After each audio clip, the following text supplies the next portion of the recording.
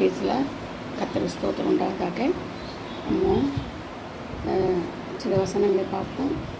ஆதியாகமம் 22:12 நீ தேவனுக்கு பயந்தவன் என்றால் பள்ளிக்கூடத்தில் செய்யணும், ஒப்பு கொடுக்கணும். எப்போவுமே பாருங்கள், பிள்ளையின் மேல் கையை போடாதேன்னு ஆண்டவர் சொல்கிறார். ஆபிரகாம் ஒப்பு கொடுத்ததுனால தான் தன் பிள்ளைய அவன் ஒப்பு கொடுக்கணும். அதனால தான் மனப்பூர்வமாக ஒப்பு கொடுக்குறான். மனசார குழந்தை ஆண்டவர் கொடுத்தது, இந்த வயசு கழிச்சது அவர் கொடுத்தாரு, அவருக்கு என்னமோ திருப்பி கொடுக்கலான்ட்டு மனைவிக்கிட்டையும் சொல்லாமல் வேலைக்காரன்னு சொல்லாமல் பலியிடத்துக்கு போகிறான்.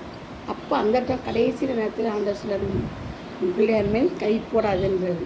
அப்போ ஆண்டவருக்கே தெரியும் அவன் தன்னை நேசிக்கிறான் அதிகமானட்டு. ஆண்டவர் தெரிஞ்சிச்சு ஆண்டவருக்கு. பிள்ளையோட யாரை நேசிக்கிறான்? ஆண்டவர் நேசிக்கிறான்னு தெரிஞ்சு போச்சு. அதனால தான் அவர் சோதனை கொடுக்குறாரு. அவனுக்கு கொடுக்குறாரு, செய்கிறானா செய்யலையா பார்க்கலான்னு கேட்குறாரு பிள்ளைய. அப்போது கர்த்தருக்கு பயந்த மனுஷன் நம்ம என்ன செய்யணும்? அந்த பயந்த மனுஷனாக நம்ம இருக்கணும்னா சில அனுபவங்கள் நமக்கு தேவைப்படுது. பயந்து நடக்கணும், கர்த்தருக்கு பயந்து நடக்கணும். நம்ம என்ன செய்யணும்? மற்றவங்களை குற்றாலியை நம்ம தீர்க்கக்கூடாது. இதனால் மற்றவனா அவன் மோசமானவன், அவன் ரொம்ப கெட்டவன், அவன் இப்படி தான் பேசுவான், அவனுக்கு இதே வேலையாக போச்சு, நம்ம தீர்க்க முடியாது, தீர்க்கவும் கூடாதுன்றாங்க. அதான் சொல்கிறேன், மற்றவனை குற்றாலி தீர்க்கிறதுக்கு யாருன்னு. ஆனால் நம்மளால் அப்படி இருக்க முடியல. குற்றாலி தீர்க்கிறதுக்குன்னா அவங்க பண்ணுற அந்த மாதிரி குற்றங்கள் நமக்கு கோவம் வருது. நம்ம மீறி நம்ம என்ன செய்கிறோம்? அவன் செஞ்சுருக்கக்கூடாது, தப்பிதம் தான் செய்கிறான், அவனை குற்றம் செய்கிறான், அவனை மன்னிக்க அப்படின்னு நம்ம சொல்கிறோம். ஏன்னா அவன் குற்றத்தை நம்மளால் பொறுத்துக்க முடியல. அது உண்மை தானே. நம்ம மாம்சத்தில் இருக்கிறனால நமக்கு முடியல, டேலட் பண்ண முடியல. அவ்வளோ குற்றங்களும் மறைப்படம் செய்கிறது, இன்னும் திமுறாக பேசுகிறது, அவன் நடக்கையெல்லாம் சரி கிடையாது. அதனால தான் நம்ம என்ன செய்கிறோம்? அவனை நியாயத்திற்கணும்னா நம்ம கோவப்படணும். அவன் மேலே கோவப்பட்டு நம்ம ஒரு நியாயத்தை சொல்கிறோம். அப்படி செய்யாதுன்றார். கோவப்பட்டாலும் பாவம் செய்யாதுன்றார். ஆண்டவர் என்ன சொல்கிறது? சூரிய நட்சத்திரத்துக்குள்ள கோவம் தனியை கடவுள்ன்றார். ஏன் ஆண்டவர் சொல்கிறாரு? நமக்கு அதை சொல்கிறோம். நம்ம என்ன சொல்கிறது? நம்ம நியாயத்திற்கு வரக்கூடாது, நம்ம குற்றவாளி ஆகக்கூடாது, பரலோக ராஜ்யத்துக்கு வரணும். அதனால தான் நம்மளை என்ன செய்கிறாரு? இப்படிலாம் நம்மளை சொல்லி திருத்துறாரு, தேவைகள்லாம் சந்திக்கிறாரு. அதே போல் நம்ம ஒரு ஊனமுற்றோர் இருக்கிறோம் வச்சுக்கோங்க, கூடணும் செவிடணும், யாரோ இருக்காங்க சூழ்நிலை கையுடைய நொண்டி முடமாக இருக்கிறவங்க, அப்படிலாம் இருக்கும்போது நம்ம என்ன அவங்கள கேலி பண்ணக்கூடாது, கேலி பேச்சு அவங்கள பேசக்கூடாது. ஏய் செவிட்டு முண்டமே நிறைய சொல்லியிருக்கிறாங்க, என்ன கூட நிறைய பேர் சொல்லியிருக்கிறாங்க. எங்கள் பேரண்ட்ஸ் கூட காது கேட்காத மாதிரி நினச்சிக்கோங்க. கேட்போம், எனக்கு நான் வேணும்னா கோவத்தில் காது கேட்காத மாதிரி இருக்கும் பாருங்க. ஏய் செவிடு, செவிட்டு முண்டோம் நம்ம தான் கூப்பிட்றோம், காது கேட்கலையான்னு இந்த வீட்டில். அப்போது நம்ம என்ன செய்கிறோம்? எங்கள் அம்மா அப்பா சொல்லும் போது நம்மளுக்கு கோவம் வருது, அதையும் கூட காது கொடுத்து கேட்காம இருக்க முடியும். ஏன்னா அவ்வளோ நம்மளுக்கு திமுரு, நம்ம கர்வம். நம்மளை போய் சொல்கிறாங்களே இப்படி காது கேட்காது கொண்டான்னு, செவிட்டு கொண்டான்னு திமுரு பிடிச்சி. அதனால் நமக்கு என்ன செய்யுது? கோவத்தில் நினைச்சிடும். அதையும் கூட குறிப்பிட்ற ரோஷம் வந்தால் அதில் வராமல் என்ன செய்யணும்? இன்னும் அவங்கள கோவப்படுத்துகிறோம், இன்னும் அவங்கள குற்றப்படுத்த வைக்கணும்.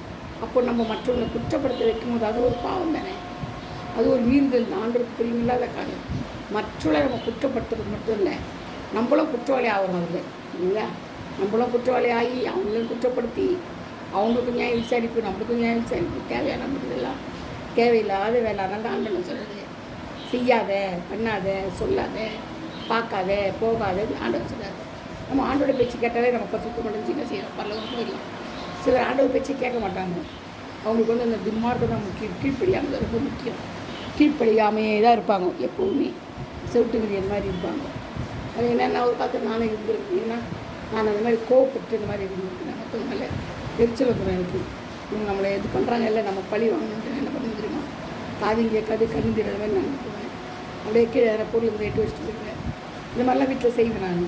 அதனால தான் ஆனால் ரொம்ப திமிர் பிடிச்சவா, அகங்காரி, கொழுப்பு பிடிச்சி வச்சு இருக்கே அப்படியெல்லாம் என்னை பேசுவாங்க. நான் அதை பற்றி கவலைப்பட மாட்டேன். ஆனால் ஆண்டவர் எப்போ என்னை சந்தித்தாரோ, எப்போ ஞானசாமி எடுத்து பிரஸ்தாவை பெற்று கர்த்தருக்குள்ளே நான் ரட்சிக்கப்பட்டு வந்தேன், அப்போதுலேருந்து எல்லாத்தையும் விட்டுட்டேன். இனிமே கிடையாது. இப்போ சூடு சொன்ன கூட இல்லாத ஒரு ஜடமாட்டம் ஆகிட்டு. ஏன்னா நம்ம ஆண்டோட பிள்ளையாக நம்ம என்ன செய்யணும்? சரீரத்தை நம்ம சரீரத்தை பலிப்படுத்த வைக்கணும்.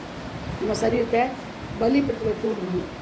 சுத்தமாக நான் இல்லைப்பா அப்படின்னு சொல்லிட்டு நம்ம சரீரத்தை பலிப்படுத்த கொடுத்துன்னு வச்சுக்கோங்க, ஆண்டவர் நான் அதை அங்கீகரிச்சுக்குவோம். நம்ம செய்த பாவத்தை எல்லாம் மன்னிச்சுக்கணும். பழைய எல்லாம் ஒழிந்து போயிடும், எல்லாம் போய் ஆயின்னு சொல்லிட்டு என்ன செய்வார்? புதிய ஆத்துவா, புதிய பாத்திரமாக, புதிய களிமண்ணால் உண்டாக நல்ல பாத்திரம் நம்ம உருவாக்கி, நம்மளை புடமிட்டு உருவாக்கி நம்மளை நினைச்ச பரலோகத்துக்கு ஆயத்தப்படுத்துவார். அதுக்கேற்ற கிரியை செய்வார், அபிஷேகம் கொடுப்பார், வல்லமை கொடுப்பார். நான் நிறைய காரியங்கள்லாம் நமக்கு தெரியப்படுத்துவார். வியாக்கியானம் கொடுக்கறதுக்கு திருக்கதர்சனம் நம்ம என்ன கேட்குறோமோ ஆண்டவர்கிட்ட இந்த வரங்கள் எல்லாம் தந்து நம்மளை என்ன செய்வார், வழி நடத்துவார். அவர் நம்மளை வழி நடத்துறது ரொம்ப முக்கியம். அப்போ தான் நம்ம என்ன செய்யணும், அவர் பக்கம் நம்ம இருக்கணும். அப்போ தான் சுத்தமான நம்ம என்ன செய்யணும், பாத்திரமாக நம்ம திகழணும்னா அவருடைய சொற்கள் விற்கின்றெல்லாம். அதனால் ஊனமுற்றோட என்ன செய்கிறது, பரியாசப்படுத்தக்கூடாது. சிலர் பாருங்கள், குடலாம் போனால் கால் தட்டி விட்டுருவாங்க. காலையிலலாம் உட்காந்துருப்பாங்க. சில குடலாம் போவாங்க பாருங்கள், வழி கேட்டுட்டு பெல்லு இந்த குச்சியில் பெல்லு போன அடிச்சுட்டு போவாங்க. டக்குன்னு குச்சி தள்ளி விட்டுருவாங்க. தடிக்கு விடுவோம், ஐயோ சாரி தெரியலன்னு சொல்லுவாங்க. ஆனால் நம்மளுக்கு அதே மாதிரி நடக்குதுங்க. நம்ம எதை விதைக்கிறோமோ அந்த கட்டாயம் அறுத்து தான் ஆகும், அறுக்கும். அது அறுக்காமல் ஆண்ட விட மாட்டார். அப்படியே வாழ்க்கையில் அப்படி தான் செய்த தவறுகள் எல்லாத்தையும் திருப்ப ரிலைஸ் பண்ணி என்ன செய்ய விட்டுணும். இல்லைன்னா அது அறுக்க நேரும். அதனால தானே சொல்கிறது, தவறே செய்யாதிருக்க முடியாது. யாரும் பூமியில் பிறந்த மன்னனால் உருவாக்கப்பட்ட எவனுமே தவறு செய்யாதிருக்கவே முடியாது. ஒரு வம்சம் தானே, மனுஷிகள் தானே, தவறு செய்ய தான் செய்வாங்க. ஆனால் உடனே ரியலைஸ் பண்ணிட்டார். ஆண்டோட்ட கேட்டு மன்னிப்பு கேட்டு ஒப்புரவாகி சிலுவையில் ஒப்பு கொடுக்கணும். நம்மளை ஒப்பு கொடுத்து பலிபடுத்துகிறவங்களை அறிக்கையிட்டு பலிபடுத்துகிறவங்க சரீரத்தை ஒப்பு கொடுத்து ஆண்டவருக்கு ஜீவபலியாக நம்மளை ஒப்பு கொடுத்தோம்னா ஆண்டவர் நம்மளை மன்னிச்சுன்னு வச்சுருவார். எல்லாத்தையும் மறந்துடுவார். ஆண்டவர் மன்னித்து மறக்கிற தெய்வன், பழி வாங்குறது கிடையாது. நம்ம செஞ்சுக்கிட்டே மேலும் மேலும் மேலும் மேலும் பாவம் செய்யும்போது தான் ஆண்டவர் செய்கிறார், பழி வாங்குவார். வழிய நான் ரெண்டாவது வேதம் படிக்காமல் வேதத்தை தியானிக்காமல் நம்ம இந்த பண்ணால் தான் ஆண்டு என்ன செய்வார், நம்ம தண்டிப்பார். மற்றபடி அவர் தண்டிக்கிற தேவனே இல்லை. மன இறக்கம் உள்ளவர். கீழ்ப்படியாமல் தவறு செய்யும்போது தான் நம்மளை அவர் என்ன செய்கிறார், தண்டிப்பார். மற்றபடியில் சும்மாவே அவர் தண்டிக்கிறது தேவன் அல்ல. சிச்சிப்பார். சிச்சிக்கிறது இருக்குன்னா நம்ம நன்மைக்கு தான் அவர் சிச்சிக்கிறார். நம்முடைய நன்மைக்கு நம்ம அவர் திருத்தணும் அப்படின்னு நம்ம சிச்சித்து நம்மளை என்ன செய்கிறாரு, காரியத்தை வாக்கியப்படுவார். அது மட்டும் இல்லை, காயப்படுத்தி காயத்தை கட்டுவார்.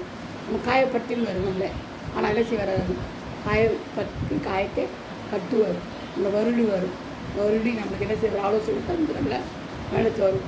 ஒரு தாயை போல, தாயை காட்டிலும் அன்புள்ள தெய்வம், தகப்பனை காட்டிலும் அன்புள்ள தெய்வம். உலகத்திலேயே அவருடைய அன்பு போல் எந்த இதுவும் கிடையாது. யாருக்கிட்டையும் கிடையாது.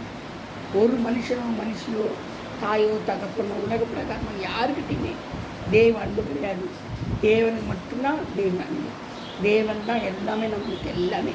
நம்முடைய அன்பு, உயிர், ஜீவன் எல்லாம் அவர் தான். நம்ம எல்லாம் எதையும் அவர் நம்பி செய்யலாம். அவர் இல்லைன்னு வச்சுக்கோங்களேன், நம்மளால் வாழவே முடியாது. ஒரு அடி கூட எடுத்து வைக்க முடியாது. நம்மளுடைய வாழ்க்கையில் அவர் இல்லைன்னா ஒரு அடி கூட வைக்க முடியாது. நம்மளை அநேகர் ஏமாற்றுவாங்க பாருங்கள். அன்பு செலுத்துகிறேன்ட்டு ஏமாற்றுவாங்க.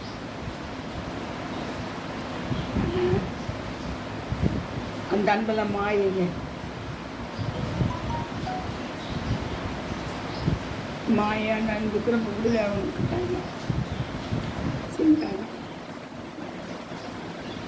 தாயாக இருந்தாலும், தகப்பனாக இருந்தாலும், காரம் இருந்தாலும் மாயமான அன்பு காய்க்கு ஓரளவு தான் அன்பு. ஏன்னா ஒரு உதிரத்தில் வந்ததில்லை. பெற்ற அன்பு 10 மாதம் வந்து தான் அன்பு. அந்த அதான் தாய் அன்பு, தகப்பன் அன்பு உற்பத்தி பண்ணது அவ்வளோதான். ஆனால் தேவனுடைய அன்பு கடைசி வரையில் நம்மளை கொண்டு போய் தள்ளவர் சேர்த்து நல்வழிப்படுத்தி தாய் கற்றுப்பட்ட பிறகு அவங்களோட கடமை முடிக்குது. தகப்பன் கடமை முடியுது.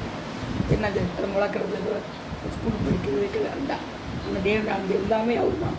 படிக்க வைக்கிறது, ஞானத்தை கொடுக்குறது, அறிவை கொடுக்கறது, ஸ்கூல் பண்ணி நடத்துறது, பாதுகாக்கிறது, பச்சத்தை கொடுக்குறது, வாலிபத்தை காக்கிறது, திருமண காரியங்களை வைக்க பண்ணுறது, வியாதி வந்தால் நீக்கிறது, எல்லாமே சாகும் வரையிலும் நம்மளை மேலே இறக்கம் காட்டி நம்மளுக்கு ஆதரவளித்து நம்மளை என்னென்ன செய்யணும் செய்யக்கூடாது எல்லாம் அவர் செய்கிறது. அவர் ஒருத்தர் தான். அவர் தவிர நம்மளுக்கு யாருமே கிடையாது. யாருமே கிடையவே கிடையாது. அவர் மாத்திரம் நம்மளுக்கு போதுமானவராக இருக்கிறார். நம்ம கர்த்தரையே சார்ந்து வாழ்வோம், கர்த்தரிலேயே மகிழ்வோம், கர்த்தரையே என்ன செய்வோம், தியானிப்போம், கர்த்தருடைய கரத்தில் நம்ம விழுவோம். கர்த்தர் தாங்க இந்த வார்த்தைகளை பாதுகாப்பாராக.